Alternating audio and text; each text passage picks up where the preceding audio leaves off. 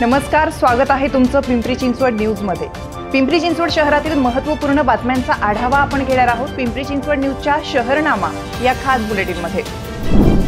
मान हिंजवडी ते शिवाजीनगरला जोडणाऱ्या पुणे मेट्रो लाईन 3 प्रकल्पातील मेट्रो गाडीच्या वेगाची चाचणी मंगळवार 22 जुलैपासून सुरू झाली आहे। या चाचणी दरम्यान गाडीचा वेग टप्प्याटप्प्याने वाढवण्यात येणार असून पुढील आठवडाभर ही चाचणी सुरू राहणार आहे।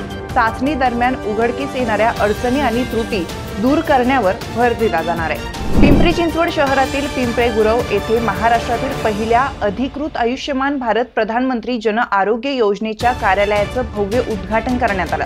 राज्याचे मुख्यमंत्री देवेंद्र फडणवीस यांच्या वाढदिवसानिमित्त आयोजित या कार्यक्रमात आयुष्यमान भारत मिशन महाराष्ट्र समितीचे अध्यक्ष डॉक्टर ओमप्रकाश शेठे यांच्या हस्ते हे उद्घाटन झालं। मुख्यमंत्री देवेंद्र फडणवीस यांच्या वाढदिवसानिमित्त आमदार महेश लांडगे यांनी सुरुची भोजन या उपक्रमाचं आयोजन केलं होतं। पांजरपोळ भोसरी येथील पताशीबाई रतनचंद्र मानव कल्याण ट्रस्ट संचलित अंध मुलांची शाळा तसेच भोसरी MIDC येथील आश्रम शाळा या ठिकाणी या उपक्रमाचं आयोजन करण्यात आलं होतं। आमदार लांडगे यांच्या या उपक्रमाचं सर्व स्तरातून कौतुक केलं जात आहे। हिंजवडी IT पार्क मधून पुणे, पिंपरी चिंचवड आणि ग्रामीण भागासह मुंबई बंगळुरू महामार्गावर इन आउटच्या ठिकाणी होणारी वाहतूक कोंडी सोडवण्यासाठी आवश्यकतेनुसार अतिरिक्त वॉर्डन नियुक्ती करण्याची मागणी वाहतूक पोलीस प्रशासनाने करावी। त्यासाठी PMRDA ने मनुष्यबळ उपलब्ध करावं असे आदेश विभागीय आयुक्त डॉक्टर चंद्रकांत फुलकुंडवार यांनी दिले आहेत।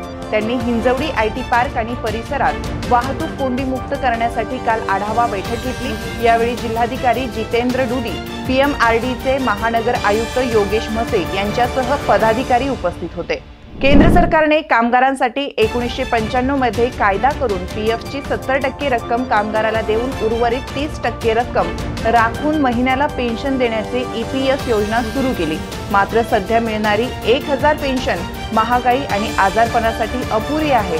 त्यामुळे ही रक्कम 7500 करण्याची मागणी केली गेली। या मागणीसाठी वाल्हेकरवाडी येथे शुभम गार्डन मध्ये मेळावा घेण्यात आला। या बातमीपत्रासह आपण इथेच थांबतोय। पाहत राहा पिंपरी चिंचवड न्यूज।